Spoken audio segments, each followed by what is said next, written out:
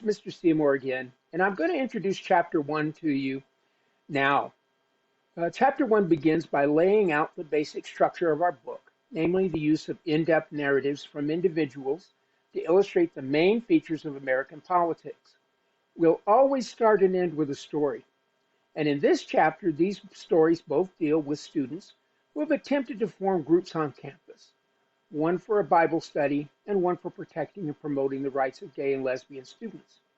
The strange thing is they used the same law to try to establish their rights. In both cases, the students were initially prevented by school administrators and felt that their rights were violated, and they referred to federal law and the Constitution to defend their positions.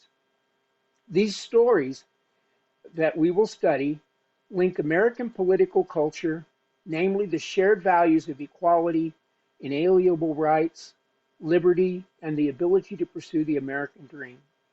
American politics has been shaped by several critical events, like the Declaration of Independence and the drafting of the Constitution itself. The nature of the colony's experience with Great Britain and the fight for independence during the Revolutionary War were also critical events.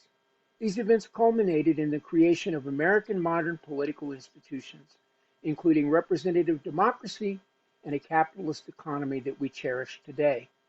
Now, in this chapter, we will explain how diverse Americans have been able to use the same political tools to achieve their distinct visions of good government.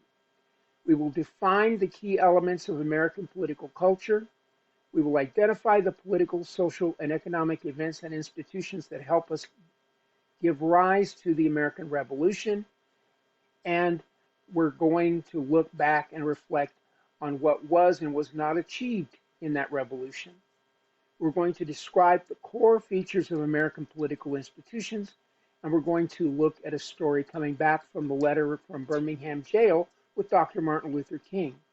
We're also going to look at how the letter from Birmingham jail draws on those core American ideals and how it kind of put things in writing in a way that we in the 21st century and back in the 20th century, the latter part at least, can understand now. What I want you to do this week is to take a look at the syllabus and all the instructions that I've given you. Take a look at Lecture 1 in Blackboard and make sure that you go through all of the modules. There are 5 modules this week.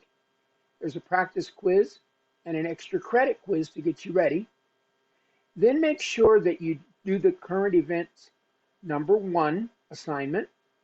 When you're doing your current events, it's very important that by Friday, if possible, you post your responses to this week's discussion question, which has to do with democracy. Then by Sunday, you should post a response to another student's post so that you have a conversation with that student. Each of these should be at least a paragraph in length, and I want you to use professional writing skills. Remember to use your academic language. If you have any questions for this week's assignments, please let me know.